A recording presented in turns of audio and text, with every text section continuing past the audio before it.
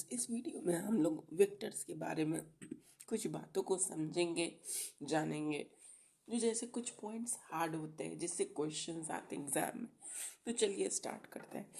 सबसे पहले vectors. Vector एक क्लास 11 का चैप्टर है जिसमें कि हम लोग वेक्टर से बेसिकली हम लोग क्या समझते हैं। एक होता है स्केलर, एक होता है वेक्टर। यानी कोई भी अगर क्वांटिटी है या सब्सटेंस है, अगर हम लोग उसको मेज़र कर रहे हैं, उसका मैग्नीट्यूड है एज वेल एज उसका डायरेक्शन है, तो हम लोग उसको किस में कंसीडर करेंगे? वेक्टर में। और अगर कोई चीज़ का सिर्फ मैग्नीट्यूड है, डायरेक्शन नहीं है, तो हम लोग उसको स्केलर में कंसीडर करेंगे। और वेक्टर बेसिकली बच्चे ये दो बातें जानते हैं कि वेक्टर होने के लिए कोई भी सब्सटेंस का मैग्नीट्यूड, मतलब कोई भी क्वांटिटी भी हो सकता है, कोई भी क्वांटिटी का मैग्नीट्यूड होना चाहिए, डायरेक्शन होना चाहिए।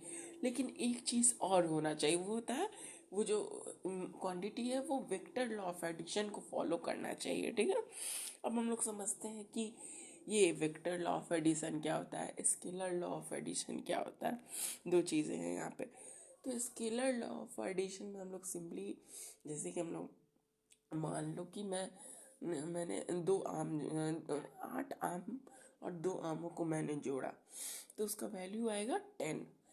8 mangoes plus 2 mangoes equals to 10। हम लोग कोई भी ये एडिशन करते हैं तो इसमें इसको क्या कहेंगे? Scalar law of addition. इसमें कोई हम लोग डायरेक्शन ये सब नहीं देखते, सिर्फ मैग्नीट्यूड डायरेक्ट लिया उससे जोड़ दिया। लेकिन वेक्टर लॉ ऑफ एडिशन में ऐसा नहीं होता है।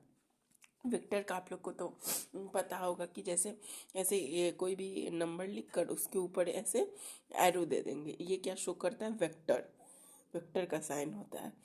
ये एक वेक्टर, ये दूसरा वेक्टर। अगर ये दोनों वेक्टर को अगर हम लोग जोड़ रहे हैं तो वेक्टर लॉ ऑफ एडिशन का सिंपल क्या होता है, ये देखिए। जैसे मैं आपको समझाता हूँ, जैसे यहाँ पे दिया है 2 + 6, ठीक है। तो यहाँ पे आपको क्या करना है? ऐसे ब्रैकेट देना है 2, इसको ए कंसीडर करो, इसको बी कंसीडर करो, ठीक है।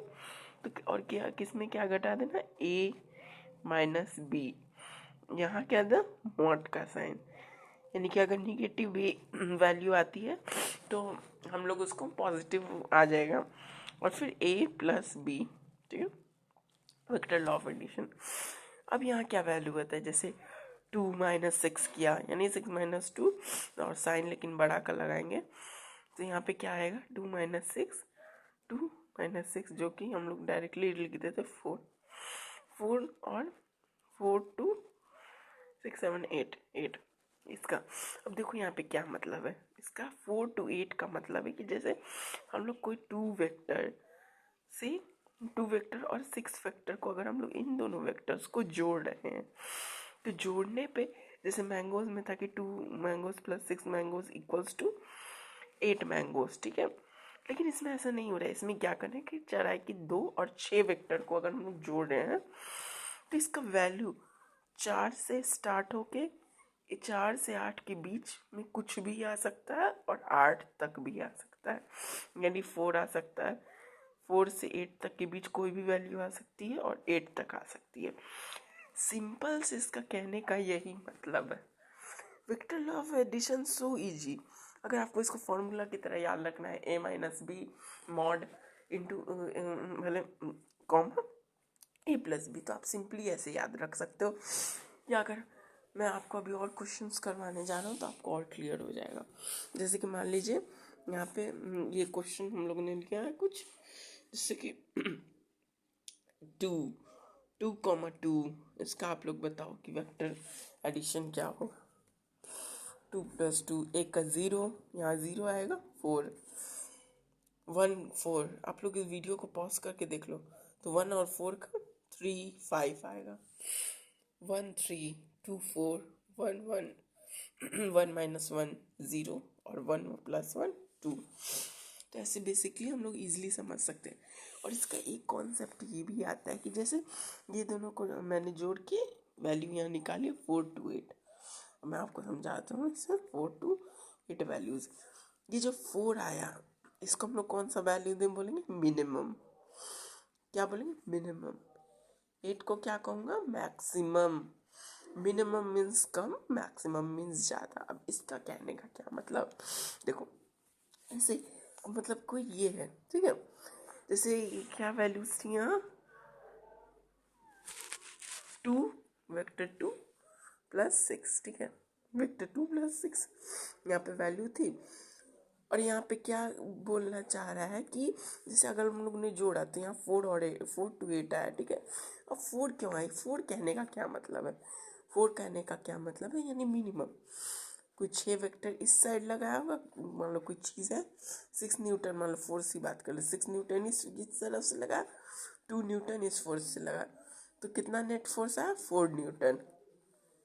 कितना आया, 4 न्यूटन फोर्स आया, ठीक है। अगर ये जो है, अब हम लोग वो समझते कि मैक्सिमम कैसे है। अगर इस सेम डायरेक्शन में ये 2 को जोड़ा, 2 वेक्टर को, और सेम डायरेक्शन में 6 को जोड़ा तो 8 आया। तो यहाँ पे देखो दोनों चीज़ की पॉसिबिलिटी बन रही है। यहाँ पे ये 4 न्यूटन भी आ सकता है, 8 न्यूटन भी। अगर इसके इन दोनों वेक्टर्स को अपोजिट डायरेक्शन में फोर्स लगाएंगे तो 4 न्यूटन, इन दोनों को एक डायरेक्शन में फोर्स लगाएंगे तो 8 न्यूटन। और फोर्स डिफरेंट डायरेक्शन में है तो यहाँ पे कितना एंगल बन रहा है, 180 डिग्री। कितना एंगल बन रहा है, 180 डिग्री। और यहाँ पे अगर सेम डायरेक्शन में है तो इन दोनों वेक्टर्स के बीच कितना एंगल बन रहा है, 0 डिग्री। कोई डिग्री यहाँ बन रहा है, जैसे हम लोग समझते हैं ये डिग्री, ये वेक्टर दोनों के बीच कोई एंगल बन रहा है, 0 डिग्री बन रहा है।